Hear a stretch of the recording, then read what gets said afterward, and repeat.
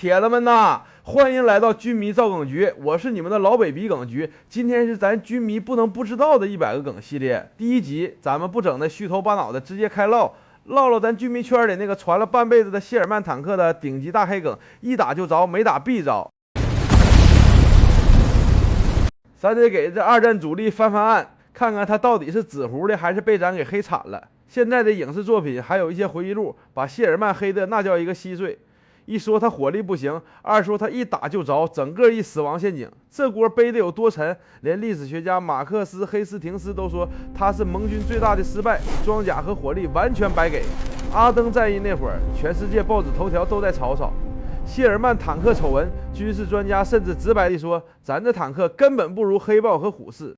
其实死亡陷阱这绰号主要得怪那个维修兵贝尔顿·库珀写的书。这老哥作为前线军械维修官，天天对着的除了被打烂的坦克就是废铁，在他眼里人类可能都没救了。这就是典型的幸存者偏差，虽然是个人视角的真实记录，但在宏观统计上那是存在致命偏差的。最出名的打火机梗，传说大兵叫他朗森，是因为他一打就着，没打必着，扯淡。朗森公司1954年才开始用这广告词，那是战后近10年了。二战大兵上哪儿听去？而且当时美军士兵最常用的打火机其实是 Zippo。再说德军主力坦克也用汽油机。谢尔曼早期爱冒火，真凶其实不是汽油，是那堆炮弹。当时为了追求装载量，把97发炮弹全塞在侧凸耳里了，侧面一旦被击穿，极易引发弹药殉爆。美国人反应贼快，立马整出了湿式弹药仓工程奇迹，炮弹挪到车体底部，还包上装满水和乙二醇的夹套。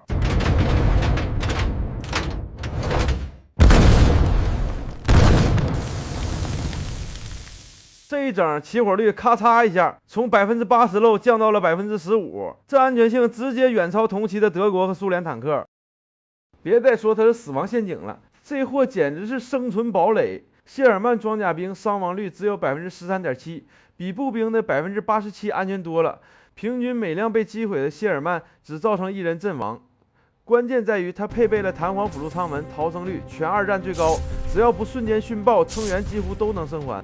再说谢尔曼皮儿薄，那是没见过更薄的。从正面看，谢尔曼可是二战最优秀的量产中型坦克之一，防御力远超德军主力4号坦克。咱算算这倾斜装甲的几何学优势：正面50.8毫米装甲，带56度倾角，等效厚度90.8毫米，这防御力跟虎式比起来也差不了多少。只要保持30度摆角，远距离吃上虎式一发不死，也不是没有案例。装甲加厚到101毫米到140毫米，小飞象版本的谢尔曼更是能和虎式坦克正面刚的存在。总有人笑话，谢尔曼的75毫米炮啊是豌豆射手，那是你不懂真相。战场上80%的目标都是步兵和地堡，高爆弹杀伤力贼猛，效能远超部分专用的反坦克高膛压火炮。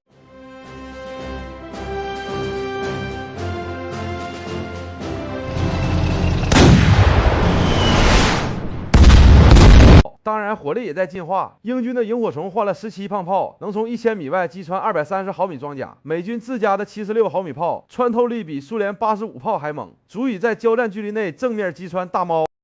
那个5辆换1辆的战术神话，听听就行了，别当真，这完全是对美军装甲兵战术教条的误读。美军最小作战单元就是5辆坦克一个排，无论目标是1辆突击炮还是1辆虎式，指挥官都会派整个排去包抄。战争不是骑士决斗，那是寻求绝对优势的碾压，真实战损交换比那是啪啪打脸。美军摧毁125辆德军坦克的代价是损失25辆，这5:1的交换比完全有利美军。咱们得重新定义啥叫优秀坦克。真正的坦克不仅是一门大炮，更是战略级武器系统。